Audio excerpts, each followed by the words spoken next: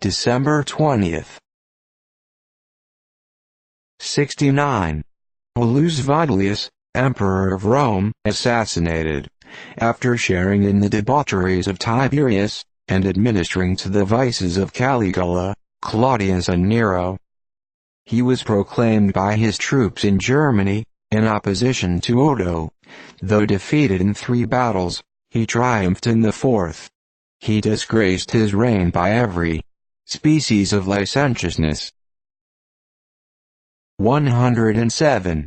Ignatius, Bishop of Antioch, torn in pieces by lions at Rome, by order of the Emperor Trajan. His epistles are very interesting remains of ecclesiastical antiquity.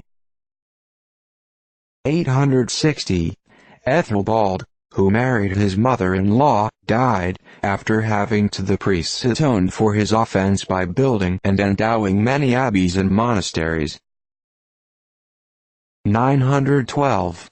Alfonso III the Great, King of Asturias, in Spain, died. He wrote a chronicle of the Spanish monarchs, and a short time before his death obtained a memorable victory over the Moors. 1192. Richard of England seized in his disguise at Vienna.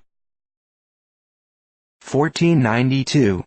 Columbus cast anchor in the Bay of St. Thomas, the anniversary also of the interment of his venerable bones more than 3 centuries after 1795 at Cuba. 1494. Matteo Maria Bogerdo, an Italian lyric poet, died. 1560. John Dryander, a Hessian medical and mathematical writer, died. His discoveries in astronomy and his invention of mathematical instruments are important. 1560. First General Assembly of the Scottish Church was opened. 1603. Muhammad III, Sultan of Turkey, died of the plague. He began his reign by ordering 19 of his brothers to be strangled, and 10 of his father's wives to be drowned. He invaded Hungary with an army of 200,000 men, but after some successes his progress was checked, and he sued in vain for peace. 1686. Sir Edmund Andros arrived in Boston with a commission from King James as governor of New England.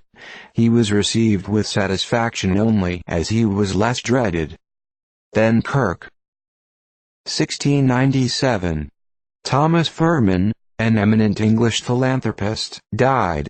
He devoted his time and money to charitable objects, and his benefactions were unequaled at the time when he lived.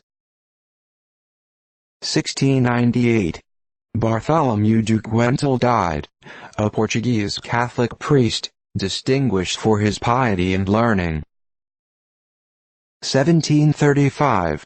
The Gentleman's Magazine announced the arrival of a dwarf in England from France, who at the age of 46, measured 21 inches in height. 1735. Part of the island of Portland sank into the sea. 1765. The Dauphin of France died in his 36th year. He was a prince of benevolent character and exemplary piety, but little known in public life. 1766. Prayers were publicly read in all the Popish chapels in Ireland for George III and family, being the first time prayers were made by Romanists for the Protestant succession since 1688. 1770. John Senac died, physician to the King of France, Councillor of State, and Superintendent of the mineral waters of the kingdom. He wrote several works on anatomy and medicine. 1782. The United States frigate Charleston, 40 guns, captured by the British ships Quebec and Diomede, 76 guns, after a chase of 18 hours. 1790. The fortress of Izmail taken by storm by the Russians under Suwarrow. Of 12,000 Turks all were put to the sword but 400. 1791. Bank of the United States commenced discounting in Philadelphia. $300,000 were discounted. Branches were established in New York, Boston, Baltimore and Charleston, which commenced business in January 1792. 1793. John Strangeways Hutton died at Philadelphia, aged 110. He was born on Long Island in 1682. 1793. The first ambassador from the port arrived in London. 1795. The remains of Columbus removed to Cuba. In the presence of the dignitaries and military of San Domingo, assembled at the Metropolitan Cathedral, a small vault was opened above the chancel, wherein were found the fragments of a lead coffin, a number of bones, and a quantity of mold, evidently the remains of a human body. These were carefully collected and put into a case of gilded lead secured by a lock, and enclosed in a coffin covered with black velvet, and ornamented with lace and fringe of gold. See January 19, 1796. 1795. French under Jourdan made an attack on Kaiserslautern, but were repulsed with a loss of 2,000 men. 1803. Samuel Hopkins, an eminent New England minister, died. He published a work to show that it was the interest of all the American states to emancipate their slaves. 1804. Richard Hampton, Adjutant General of the state of Pennsylvania, died. He was a native of England, who early entered the military service, and distinguished himself as a gallant soldier during the War of the Revolution. 1809. Joseph Johnson, the fortunate publisher of Cowper's poems, died. 1815. Cambassers arrested and sent to prison at Paris. 1849.